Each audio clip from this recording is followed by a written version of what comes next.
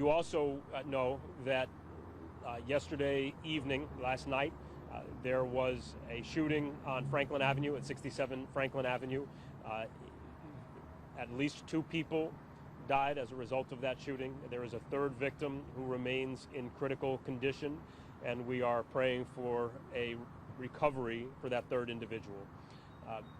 Chief Thode is going to share some additional information about that double fatality last night, and I will share a few other thoughts after that. Why don't I turn it over to Chief Thode to just share some initial information, and I'll come back for some additional remarks. Chief. Thank you, Mayor. As the mayor said last night, just after 9 p.m., police department was notified of a shooting in the area of 67 Franklin Avenue. Officers responded. They discovered 3 victims at the scene. 2 were deceased. The 2 victims that were deceased were identified as 39-year-old Chase Eugene Garrett and 27-year-old Christine Dang, also both of 67 Franklin Avenue. The 3rd victim was transported to the hospital, remains in critical condition. That victim is a female in her 20s that also resides at that address. Preliminary investigation shows that this was a personal neighbor dispute over a dog that escalated into violence and into a shooting. We have identified a suspect vehicle that left the scene. Officers did a great job of finding that vehicle quickly, and that vehicle is in our possession and being processed for evidence. We've also identified a 4th individual, person of interest, that was at this scene, and the officers are currently tracking that individual down. This is another example of a very personal dispute that escalated into violence unnecessarily. The mayor's going to talk a little bit more about that, but I can't say it enough. We have to find better ways to resolve our conflicts and nonviolent ways, and de-escalate and have some patience. These are tragic situations, and it's very frustrating for the officers because these are difficult to predict and difficult to prevent, and that's our number one responsibility, is trying to prevent these tragedies. So we'll have hopefully more information by the end of today regarding that 4th individual, and I'll turn it over to the mayor, but I'll answer any questions after. Thank you, Chief. This is a tragic series of events, and it is heartbreaking to think that 2 people have lost their lives and a 3rd person remains in critical condition because of a minor personal dispute that escalated into violence. And my heart breaks for the families and loved ones and friends of those involved, especially those who lost their lives. I also want to share with you a very painful and especially tragic element of last night's shooting, which is that as a result of that personal dispute, which escalated so quickly into violence, there is a 6-month-old baby who we now believe is an orphan. I want to thank our police officers for working so quickly to develop information about this tragic shooting, to follow up so quickly to get the suspect vehicle in their possession, and for working so quickly to identify a person of interest. As the chief said, this is the continuation of a very, very distressing trend that we are seeing not just in Hartford, but around the state and around the country, which is very personal disputes, minor personal disputes, escalating with incredible speed into violence. And the presence of guns then turns those disputes fatal. It is just devastating to think about the lives lost and the lives changed, including this very young child's life changed forever, because a minor dispute about a dog turned into a tragic shooting. Our prayers are with the victim, who remains in critical condition today. I hope, and we all hope and pray, that she makes a full recovery. And I want to again thank our officers for their very quick work in trying to understand what happened last night. I think with that, happy to take any questions. Can you clarify a little bit what this was about? Were they mad that this dog was making noise? Was it like a custody issue? So I can share a little bit, and then I'll turn it over to the chief for some more information. I don't believe we know any more detailed information about what particular what particularly was in dispute. We don't have any record of reports or complaints about a dog previously, at least based on the searches that have been conducted thus far. We can always learn more information, but at this time we don't have any information about complaints that have been filed about this dog. We don't know whether it was a dispute about ownership or about the dog's behavior, but needless to say, there is no reason that a dispute about a dog should turn violent. And as a community and as a country, we have to find our center again. We have to find the ability to de-escalate and ask for everybody in the community's help in doing that. In any situation in which you see a personal dispute appearing to escalate, do whatever you can to de-escalate, because we have seen all too often, especially over the past year or two, during and in the wake of the pandemic, these personal disputes accelerate and escalate into violence in ways that are almost unimaginable. Chief, do you have anything to add about that, on that question about what the dispute was? No, as the mayor said, we got information from the scene that this dispute started over a dog. I don't know. We checked history. There's not a history of barking dog complaints there. There's not a history between these individuals, some kind of ongoing thing that we've responded to in the past. So hopefully we'll be able to determine that as we move forward. But we have information that points us to the direction that this started over a dog. So. What's the relationship with the victim? I mean, the mayor said the 6 months was believed to be proven, so like when the guy went killed can you explain the dynamic here a little bit? So again, we'll know kind of more. We know they all lived there. Both Mr. Garrett and Ms. Dang, we believe were together, and we believe the child, the 6-month-old child, belongs to Ms. Dang. But we're still verifying all that. We have DCF came in and has custody of the child at this point as we try to kind of work through, finding relatives and things like that. But that's preliminarily what we know now. The dog, was it their ownership or was it a neighbor's ownership? And do you guys have this dog? We don't really know, but the dog was in the apartment. We did find the dog in the apartment. So. In 67 Franklin Avenue. Thank you. And 94. Just to be clear, 67, correct me if I'm wrong, Chief, 67 Franklin Avenue is a multi-unit building. All parties involved lived there. We believe that 2 of the individuals who are deceased, live together, we believe. Yep. Someone could have lived in this together. How many homicides now in the city with this? That was 19 and 20. How many versus last year? 19. So it was 19 last year, 19 Right. this year. 19 last year, and then this was 19 and 20. Just from a chief's perspective, to see this going at this rate, lots of calls last night. We saw another shooting, investigation out front. I mean, that wasn't related, but what's the talk? Explain what happened. So that we just found out about that. What we believe we know about that is that there was some kind of shots fired incident late last night, just after midnight, in the north end, up off of Main Street, after one of the bars let out. That incident occurred last night.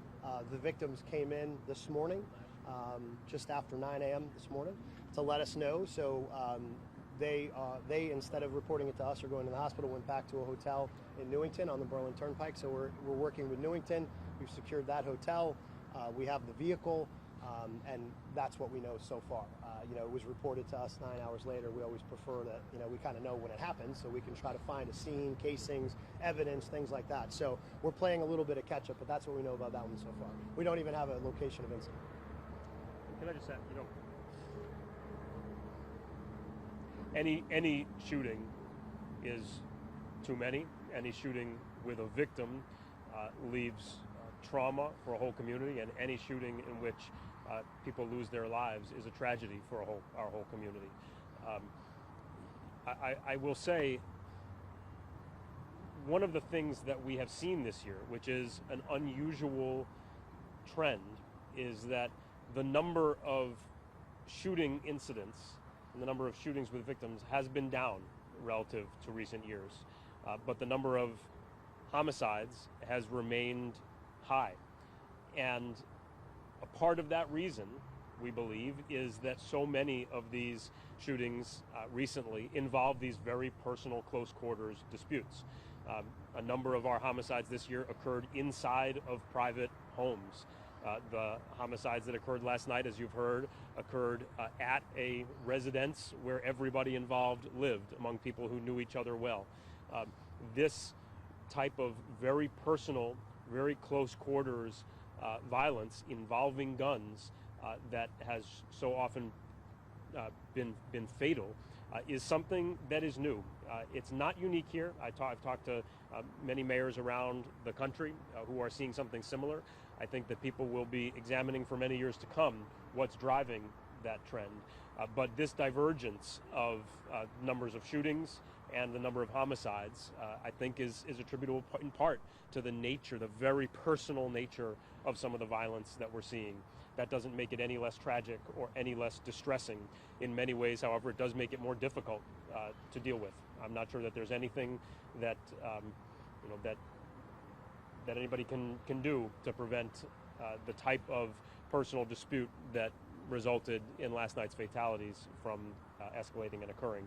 But we need our whole community to come together to identify opportunities to intervene and de-escalate, and ask everybody to just take a deep breath and pause. I think everybody's a little bit frayed. There's a lot of deep anxiety and undercurrents of stress and anxiety that are coming to the surface very quickly for a lot of people. And as we've seen last night and too often this year, that can be very dangerous. Chief, with regard to the double homicide, you have the vehicle in your possession that you believe was driven by the person responsible. Do you have the suspect? We don't have the person of interest, the fourth person, in our custody yet, but we have identified that individual, and we're working on tracking that individual down now. The car left the scene after the shooting, and the officers did a good job of identifying that car and then going out and finding it in a very short period of time. So we have that car as evidence now. The person of interest also lives at 67, or we're not sure? We're not sure. Any surveillance video or anything the community could do if they saw anything last night? Absolutely. I mean, if anybody saw anything or has any video that might be helpful, as always, we would love to hear it and see it. I think, to the mayor's point, the call to action here is, look, people argue, right? And if you see that, I would encourage you to call the police early. Not waiting for there to be a shots fired incident to call. We respond to a lot of calls. That's what we do. Don't feel like you're being burdensome by calling us for a simple dispute. If we can get out there and we can prevent a tragedy by de-escalating it and send people on their way, or if there's more that needs to be done, if there's protective restraining orders, that's what we do. And I would love to have our officers involved early to prevent this. I don't know that we'll ever be able to measure what we prevent, but I just encourage people, especially now, where we're seeing this trend in personal disputes escalating into violence, call us early. There's going to be a roundtable discussion in 20 minutes with informal Hartford. That round was Hartford was live right there, and there was capital. It seems like a good step in attacking this violence, discussing it, combating it, getting these community stakeholders together to talk about ways to fix it. Well, look, as you know, we have built and continue to build unprecedented partnerships with community partners. Whether it is the citywide hospital-based violence intervention program that we've built with our 3 hospital systems, as well as with Hartford Communities The Care and Mothers United Against Violence, whether it is the work that we do with Compass Peace Builders, who do so much of this violence intervention and de-escalation work, especially with our young people, whether it's the work of the Project Longevity team or Project Safe Neighborhoods in partnership with our state and federal law enforcement, whether it is the work that Mothers United Against Violence Response and Hartford Communities That Care do separately that is getting substantial support right now. I don't know that there's ever been deeper partnerships between the city and community partners working to address this. But I do want to stress that the type of violence that many of those efforts are aimed at are violence that arises from either gang or group activity, or trying to break retaliatory cycles when one violent incident leads to another, or trying to identify and break the link between gun violence and other types of criminal activity like drug trafficking, or identifying long simmering disputes that we can identify through our partners or through social media, where we then try to intervene. For this type of violence that we saw last night and that we're talking about this morning, I'm not sure that any of those community partnerships can stop that. I don't believe that law enforcement, certainly not law enforcement alone, can stop that. I think that there is a deeper issue that we as a community and as a country have to wrestle with, which is, as I said before, that deep underlying anxiety, the deep underlying stress, and the fact that there's not enough self-regulation and taking a deep breath and stepping back and pausing. You see this same phenomenon when you look at the number of road rage incidents happening across the country, many of which have turned into violence as well. There is just a deep undercurrent of anxiety, stress, something deeply unsettled that is causing some of these very personal disputes, whether it's between people who know each other well or between strangers, to escalate in distressing ways. And I think we all have to work together to try to change that, and to try to change that over time. But again, many of the partnerships that we're talking about are aimed at the more traditional sources of violence. And I want to stress, those types of violence remain. That work remains critically important. All parts of that work remain critically important.